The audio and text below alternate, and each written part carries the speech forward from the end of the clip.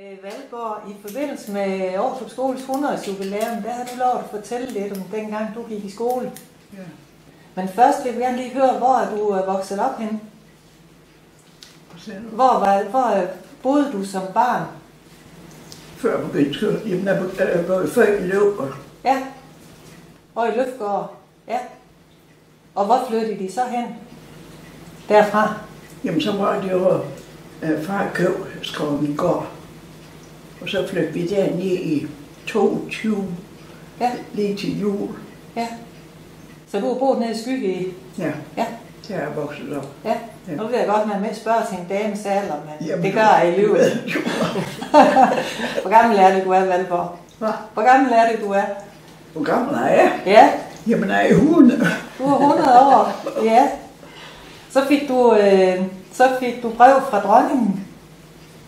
Ja. Ja. Men du havde jo en helt speciel oplevelse, da du blev fyldt 90, har du fortalt. Der fik du en speciel gave. Med flyver. Du var ude at flyve.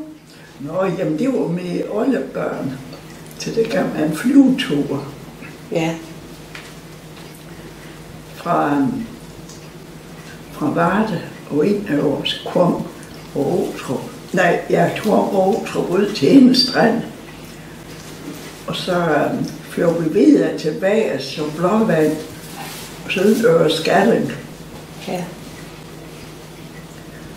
Og så hjem til Varde. Der var jeg i Ødekarlinparken. Ja. Har du været ude at flyve før?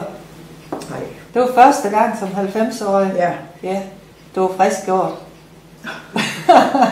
Jamen, Anna var med. Ja, Anna var med. Ja. Og så vi veninde for mig. Ja, ja. Men du boede nede hos Skråninggaard i Skygge. Hvad lavede dine forældre? Ja, hvad lavede de? De var landmænd. De var landmænd. Ja. Det var de. Men Ja. det er altid koldt og voksen pige. Ja. Ja. Og hvor mange søskende havde du? Vi var 8. Vi var 8. Ja. Vi kunne have været 11. Aha. Der var nogen, der døde som små. Ja. Ja. Ja. Hvor gammel var du, da du begyndte at gå i skole? Jamen, jeg begyndte jo til april, Ja. som jeg fyldte 7 i oktober. Aha. Jeg var 6 år. Ja. Ja. Ja. Ja. Var der både piger og drenge i klasse? Ja, ja. Det var der. Det var Ja. det. Ja. Ja. Hvor mange dage gik I i skole? Jamen, vi gik jo der 6 dage. I gik over om lørdagen, så? Ja. Ja. Men der tror jeg, vi holdt jo klokken 12. Det gjorde jeg altid om lørdagen. Ja, det tror jeg nok. Ja. Og hvad så de andre dage? Både sommer og vinter, var det lige længe, I gik i skole der? Nej, om sommeren, der gik vi kun en halv dag i uge fra 7 til 12. Ja. Om vinteren, der tror jeg, vi gik fra 9 til kl. 4. Ja. Hvorfor fik I før fri om sommeren? Jamen, vi var ude til tjeneste. I var ude at tjene? Ja, Ja. jeg var ude til tjeneste, der var 12 år. Det var tidligt. Der var du ude at tjene ved Ole Flynes forældre. Ja, det var så. Nede i Rotterdam. Det var lidt hårdt. Han fik jeg jo en bror fra Ja. til min 100-års fødselsdag. Hva? Ja, du arbejdede derude som 12-årig efter skoletid. Jeg siger, vi er tre voksne kort, eller voksen, hvor den lille, der må lige komme forbi, at de var fra Østerbro. Ja. Ej. Du fik også nogle specielle arbejdsopgaver ude ved Ole Flyne, eller ved Lyne. Du fik en speciel opgave. Ja, det ved jeg sådan ikke. Jeg skulle jo passe dreng. Ja. For han der, når jeg var måneden der ved 7-tiden, så, Ja. eller før, så skulle jeg jo give ham tør over sådan noget. De var bare lige. Ja. Det blev liggende i seng. Ja. Og så skulle du som skolepige stå op og gøre børn klar. Ja. Men Du fortalte over, at du fik en opgave, der var så rart. jo, den. Du skulle hugge hovedet af en høne, ja.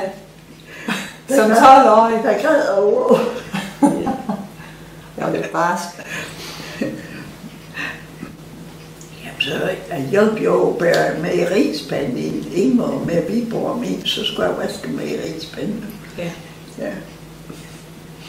Og det var, når du kom hjem fra skole? Ja. Ja. Ja, men det var jo hver dag. Ja. Der gik kun i skolen hver dag. Ja, om sommeren. Ja. For det var jo kun i sommertid til det. Ja. Hvad så derhjemme, før du kom ud og tjene? Da du gik i første, anden, tredje, fjerde, kom I over til at arbejde der? Skulle I hjælpe derhjemme? Jamen, det gjorde vi da. Ja. Vi skulle da hjælpe alting. Ja. Så der var ingen fritid? Ingen tvivl at læse. Nej. For i dag går børnene spejder og musik og fodbold. Nej. Der var ingenting? Nej. Nej. Nej. I lærte at bestille noget? Ja, det skal jeg lov for. Ja. Men det tog vi i engelsk af. Nej. Ja, i hvert fald gjort. Nej. Hvordan kom I til skole? Vi gik da. I gik? Ja. Ja. Både sommer og vinter? Ja. Hvad havde I over fødder? Ja, vi har tøjsko. Vi havde tøjsko. Men vi har træskøjsen. Ja. Og så i vintertiden, når det var frost og sne, så var det god med tøjsko. Og så sokketræt, tyk sokketræt over, så blev de jo tørre, de her skolestov. Ja, så kom vi jo... Til vi skulle hjem. Ja. Ja. Var det koldt? Frøs I? Ja, det kan jeg huske. Nej. Vi havde mødt tøj over. Ja, I tog bare nogle flere. Ja, vi havde ingen lange bukser, vel? Nej. Nej. Nej, vi har bare kjoler. Vi havde kjoler. Ja. Og uldne strømper. Ja. Ja. Ja. Hvad lavede I i frikvarter? Ja, vi spillede bold og sådan noget. Ja. Der var nok nogen, der... Men de skulle helst ud lidt. Ja. Faktisk nu er der nogen, der gerne se ind og... Jeg ved, Jenny Frøen. Jeg ved, det sagde jeg nu. Hun var en pige med en her masse drenge. De bor op i Rårup. Ja.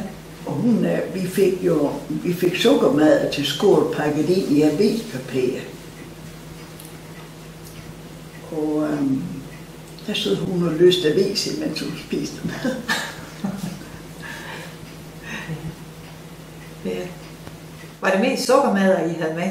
Hvorfor noget? Var det mest sukkermadder, I havde med? Ja, så når til de slag, så fik vi jo gerne leverpostej. Ja. Hjemmelavet leverpostej. Ja. Ja. Helst nu var bare sukkermad. Hvad sad det der sukker? Hvordan sad det fast i brød? Ja, det kan jeg huske. Havde I fedt under, eller smør?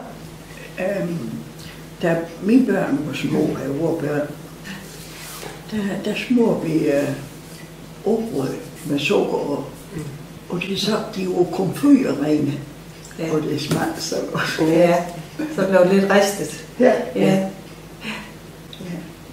Du ser, at når I lige havde slagtet, så fik I leverpostejmadder. Ja. Det fik I kun, når I lige havde slagtet? Ja, og det kunne jeg holde sig. Nej. For alt det hele, der var selvfølgelig flæskdæk og sådan noget til jul, men alt det hele, det kom både saltet. Det blev saltet? Ja, saltkaffe. Ja. Og så blev det ødblødt, når de skulle koge til kål og sådan. Ja. Ja. Ja. Så det kom simpelthen i noget vand så, for at trække saltet ud? Ja. Ja. Ja. Ja, for I havde ingen fryser? Nej. Eller køleskab. Eller køleskab. Har du løst den, du har? Jo. Er det ikke god? Jo, det er den.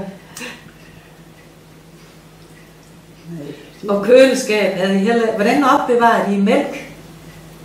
Jamen, var det støj nok i kælder. Der var lidt koldt. Ja. Ja. Havde I flueskab? Ja. Ja. Det kan jeg huske, de havde. Ja. Vi havde dem, men det havde vi nede. De havde nede ved min svigerforældre. Ja. Og den skulle så stå ude I en kold rum?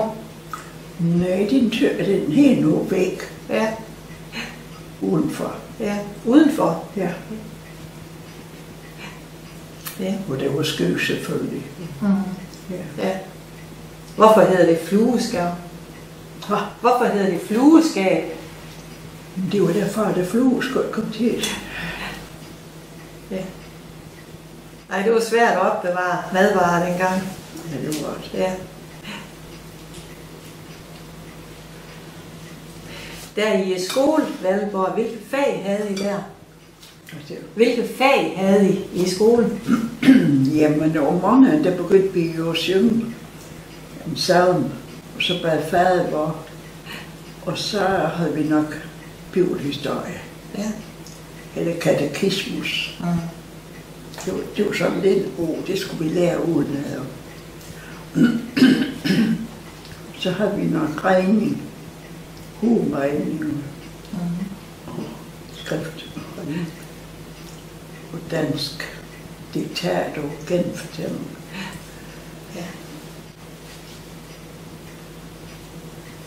Når så timen startede, og lærere kom ind. Ja, der rejste vi jo så. Der skulle jeg rejse. Ja. Og så når vi træffede lærer op i byen, så skulle vi ned for ham. Ja. Ja. Og drengene? De skulle nok bo. De skulle bo. Ja. Var der ro i klasse? Ja, det kunne stå. Det skulle det være. Det skulle det være. Ja. Var I bange for at lære? Eller var I bare opdraget til Så sådan? var jeg bange for at lære, Nej. men det var det selvfølgelig nogen, der var. Ja. Hvad hvis nu I havde glemt at lave lektier? Det kan jeg huske, det skulle jeg se. Nej, det gjorde I bare. I lavede lektier. Ja. Ja, og det skulle man. Ja. Ja. Og hvis der var nogen, der opførte sig lidt dårligt, Ja, så fik de noget mere spanskrør. så fik jeg spanskrør. Ja. Ja. Hvorhen? Herover så i en skamkrog. Eller skamkrog. Ja. Ja. Og spanskrør, var det fingre, arme, eller hvor slog man? Hvad for noget? Hvor slog man hen med spanskrør? Det kan jeg huske. Ja, det er jo ikke bare det, der selvfølgelig. Det var i bagdelen. Ja. Du havde prøvet det. De bør lov på bordet. Ja. Ja. Fik der så besked hjem til forældre? Nej, det kan jeg ikke huske. Nej. Det, Ja, det gør det i dag, og hvis jeg bliver opført meget. og så kontakter man, Ja. kan man kontakte forældrene, ja. Ja, det kan man, ja. Alle lærere, de taler jo rigsdansk i dag. Ja. Ja, gjorde de også det dengang? Nej, det tror jeg. Nej, Ja, selvfølgelig dem, der kom ja, udefra. udefra. Ja, Ja, men det er knap mindst det. nej. De må gerne tale vestjysk. Det gjorde vi da. Ja, Det var det. ja.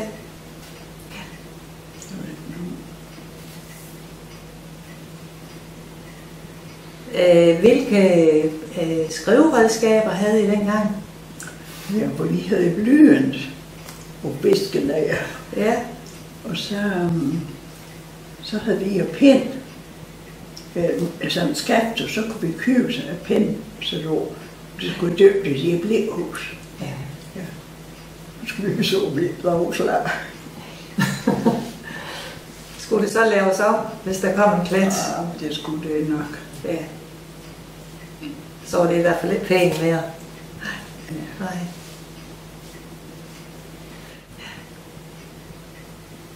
De bogstaver, som I lærte, hvad var det for nogle bogstaver?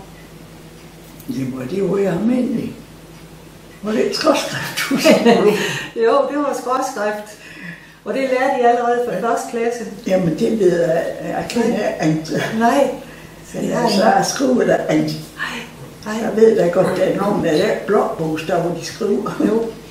Det er der mange, der gør i dag. Ja. Og man skriver ikke skråskrift mere, fordi det er så svært. Det gjorde I helt fra I startede. Ja, gjorde I det fra start? Ja, det gjorde I. Ja, det gør jeg. Jeg har da skrevet med. Vi startede i 3. Jeg klasse. kan ikke skrive andet. Nej. Og salmevers havde I sådan noget? Ja da. Det havde I. Ja. Ja. Hvad med sprog? Lærte I tysk og engelsk? Nej. Det gør I ikke. Nej.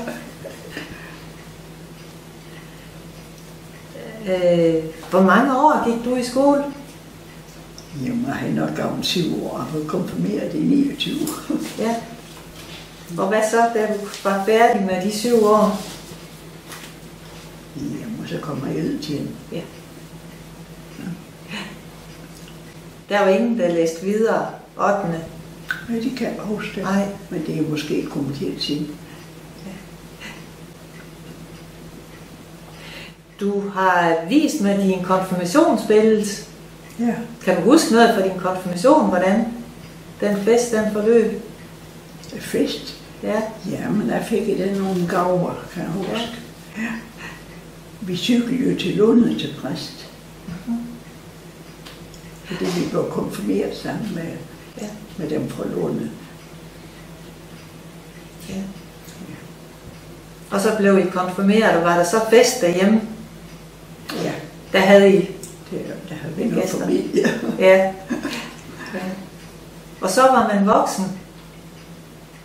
når man blev konfirmeret? Ja. Ja. Så skulle I hjemmefra? Ja, der var der ting op af Mariens Nærens. Jo. Var det lidt hårdt at skulle hjemmefra allerede der som 14-årig? Jo, det er jo sådan noget mere, der var 12. Ja. Det kan jeg godt forstå. Ja. Ja. Når du sådan tænker tilbage på din skoletid, Ja. tænker du så, at det var en god tid? Eller? Jamen, det var også. Det var Det var også helt bestemt. Ja. Gode veninder og nogle gode legekammerater. Ja, Ja. det havde vi da. Vi var fuldstændig efter skole. Når vi kom 9 og 8 ned fra dag op.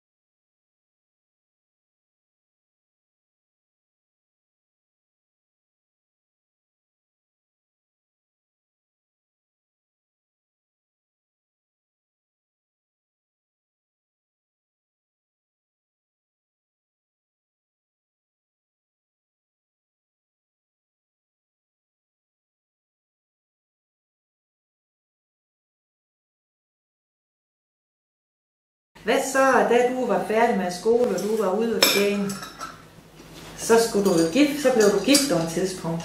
Ja. Ja. Med Gustav. Men jeg tænkte først, det var det, hvis jeg flår Rosenlund. Ja.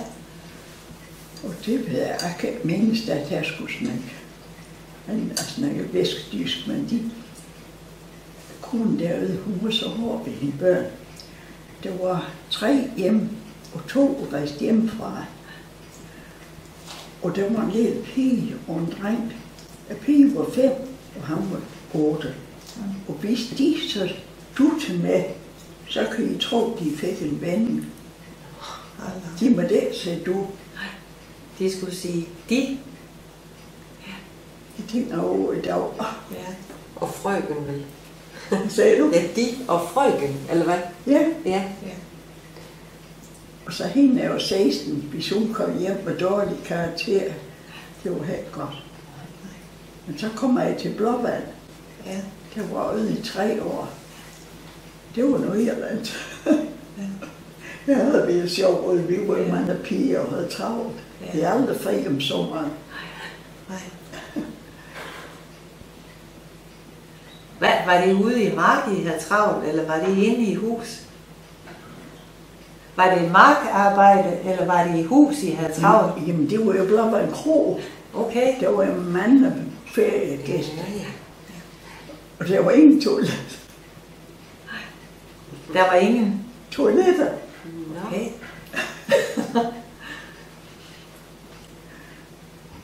Hvad gjorde I så? Hvad gjorde I så? Var der ingen toiletter, var? Men de havde jo sådan et toiletspand i nogle værelser og porter. Ej, det. Men tænkte du, hvad i skole var det der en toilet?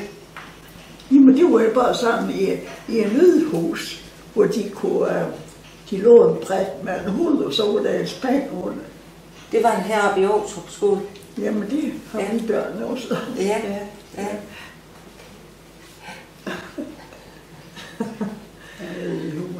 Var det bruserum i gymnastik?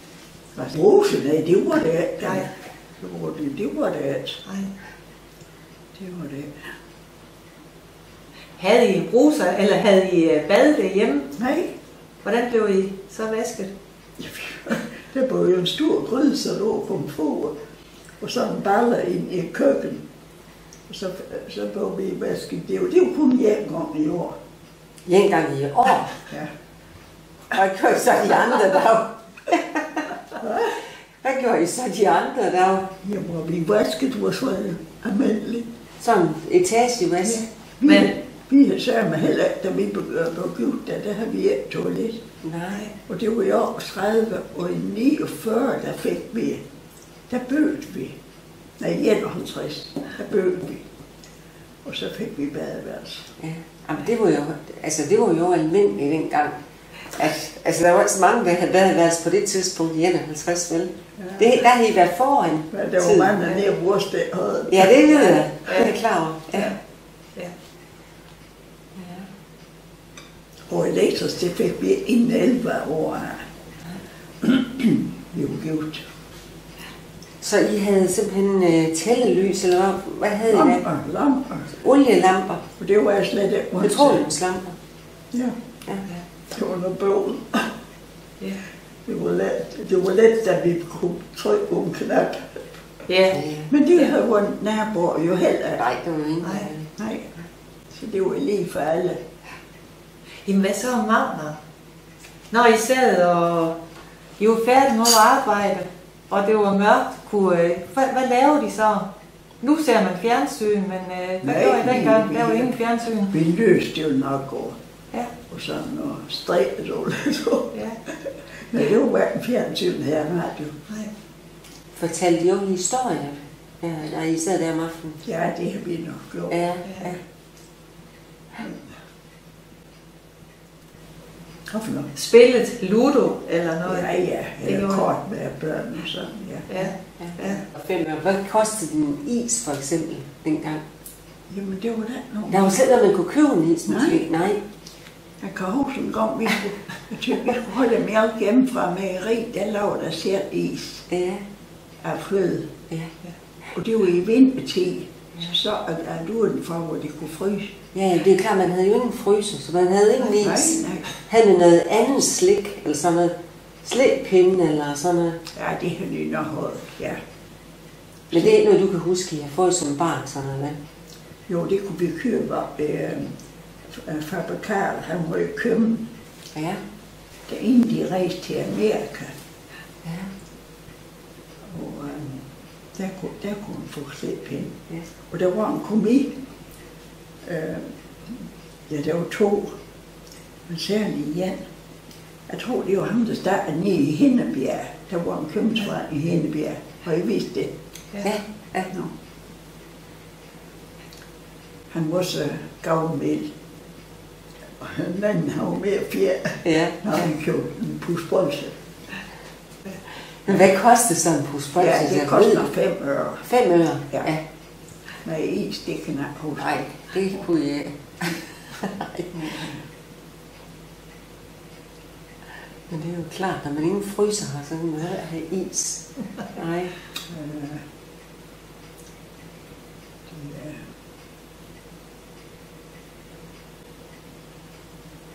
Havde du noget legetøj som barn? Kan du huske det? Ja, legetøj sådan som dukker og... Ja, sådan noget, der mener jeg fik en stor flot dog fra København. Min moster, hun kom med. Jeg var den ældste. Men den gik i stykker, da det var en, der mand, der slog i stykker. Nå. Med porcelænshoved. Ja. Ja. Det var flot, ja. Og ellers så lege... til jul og fødselsdag sådan, og der var vi da klar ved en halstørklæde og en hue. Ja, ja. Vi fik kun en gave. Ja. Eller en par nødsko, eller tøjsko. Ja, ja. Ja. Og ellers så legede de vel lov med ting ude i naturen. Hvordan? I kunne lov finde nogle ting ude i naturen, I kunne lege med. Eller selv lave jeres legetøj. Ja. Vi kunne finde stjern med huller i. Ja. Volvo-ko. Ja. Med en snor. Ja. Men du får 1000 tak, var det hvor? Ja, fordi du ville fortælle om de barndom og tiden derefter. Jeg sagde jo tak til jer, der sagde det i dag i bordet. Det er så.